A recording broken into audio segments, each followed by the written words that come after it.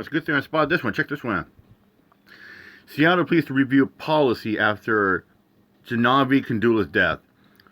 The Seattle Police Department said it will review its response policy 1 week after it released shocking body camera video showing an officer, Daniel Otter, laughing and mocking or joking about the death of 23-year-old Jaahnavi Kandula. News at 5, I'm Anna Kim. And I'm David Rose. New today, the Seattle Police Department says it will review its response policy. This comes 1 week after it released body cam video showing an officer's reaction to the death of Jaahnavi Kandula. In January, the college student was crossing the street when she was hit by an SPD officer speeding to an overdose call. Then a different officer, Daniel Otterer, was caught on body cam joking around about Jaahnavi's death. Officer Otterer has since tried to explain that he was on a phone call with someone else and was mocking lawyers who would try to settle the case. But that explanation is not enough for many who are calling for changes. Take a listen. But she is dead.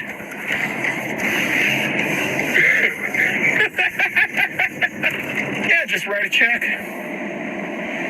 Just $11,000. She was 26 anyway. She had limited value.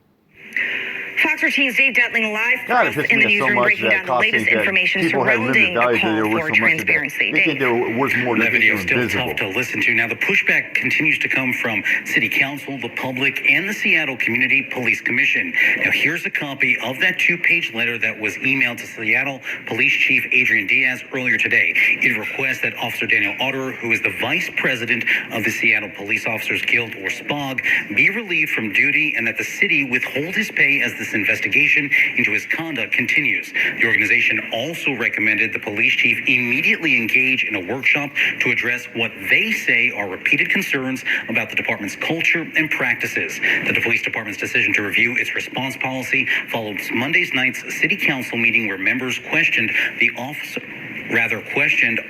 Otterer's actions. I'm particularly interested in hearing why Daniel Otterer, the VP of SPOG, was tasked with giving the officer who hit Jaahnavi, Kevin Dave, sobriety test rather than having an unbiased third party conduct that, and why the department ran blood tests on Jaahnavi to try and detect drugs in the first place. There is policy that says no member of the department may receive preferential treatment in criminal investigations, but they do acknowledge that that this issue might be an issue that suggests, if not an actual an actual conflict of interest, a perceived conflict of interest.